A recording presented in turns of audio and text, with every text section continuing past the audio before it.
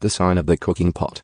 On January the 15th, during the 9th year of King Jehoiachin's captivity, this message came to me from the Lord. Son of man, write down today's date, because on this very day the king of Babylon is beginning his attack against Jerusalem. Then give these rebels an illustration with this message from the sovereign Lord. Put a pot on the fire, and pour in some water. Fill it with choice pieces of meat, the rump and the shoulder and all the most tender cuts. Use only the best sheep from the flock, and heap fuel on the fire beneath the pot. Bring the pot to a boil, and cook the bones along with the meat. Now this is what the sovereign Lord says: what sorrow awaits Jerusalem, the city of murderers. She is a cooking pot whose corruption can't be cleaned out. Take the meat out in random order, for no piece is better than another. For the blood of her murders is splashed on the rocks. It isn't even spilled on the ground, where the dust could cover it.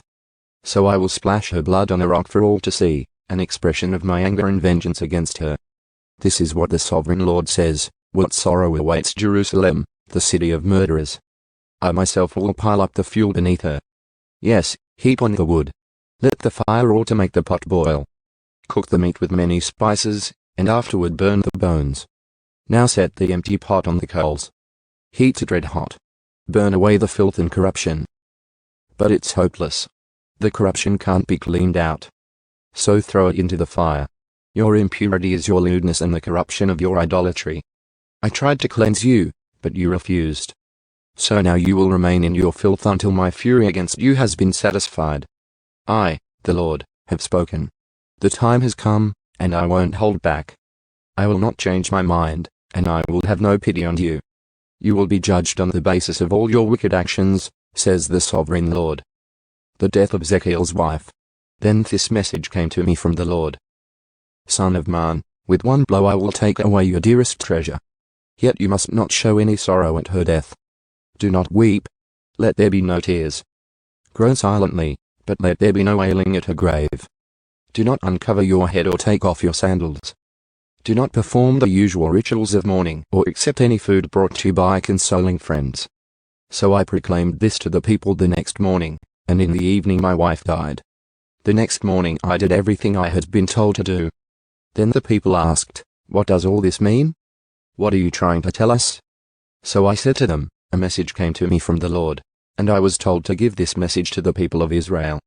This is what the sovereign Lord says: I will defile my temple, the source of your security and pride, the place your heart delights in. Your sons and daughters whom you left behind in Judah will be slaughtered by the sword. Then you will do as Ezekiel has done. You will not mourn in public or console yourselves by eating the food brought by friends. Your heads will remain covered, and your sandals will not be taken off. You will not mourn or weep, but you will waste away because of your sins.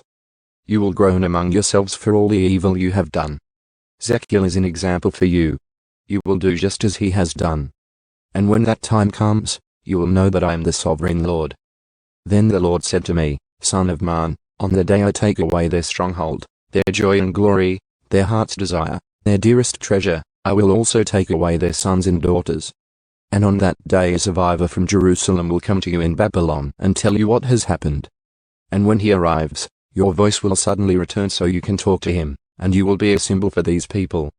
Then they will know that I am the Lord.